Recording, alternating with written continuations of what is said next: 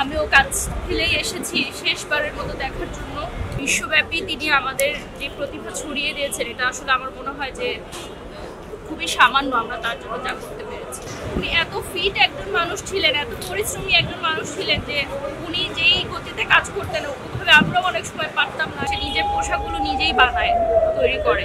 সে কিন্তু স্পন্সরের ড্রেস পরতো না বা অন্য ব্র্যান্ডের ড্রেস পরতো না, সে নিজের ড্রেসগুলো নিজেই ডিজাইন করে পরার চেষ্টা করতো। আসলে সমস্যা হচ্ছে কিনা বা বাসায়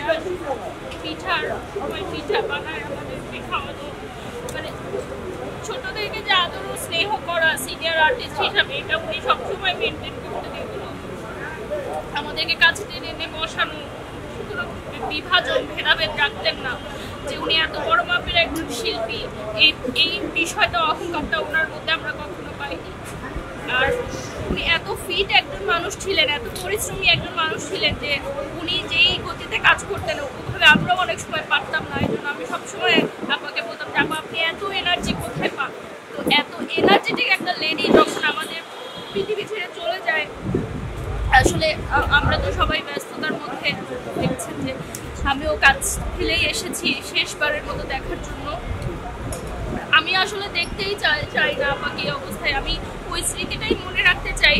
জুলিয়া তো মানে লাইভলি ছিলেন, তো এনার্জেটিক ছিলেন। আমি আসলে ওনার এইভাবে দেখতে চাই না, এই জন্য আমি আজকে দেখি নাই ওনাকে, যে আমি এই স্মৃতিটা সে দেখা মনে রাখতে চাই।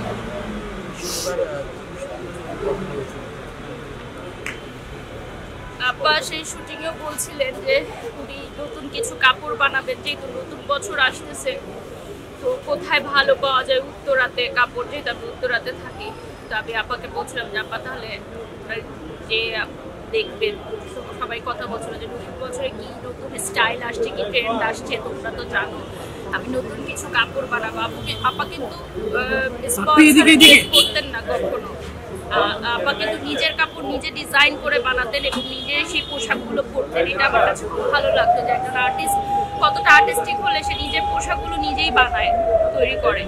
সে কিন্তু স্পন্সরের ড্রেস পরতো না বা অন্য ব্র্যান্ডের ড্রেস পরতো না, সে নিজের ড্রেসগুলো নিজেই ডিজাইন করে পরার চেষ্টা করতো। আসলে ওনার যেই যোগ্যতা, ওনার যেই পরিমাণ আমি বলবো প্রতিভা, আমি জানি না আমরা বাংলাদেশে জনগণ বা আমরা আর্টিস্টরা তাকে কতটুকু মানে সম্মান দিতে পেরেছি বা তার প্রতিভাকে আমরা কতটুকু স্মরণ রাখতে পারবো।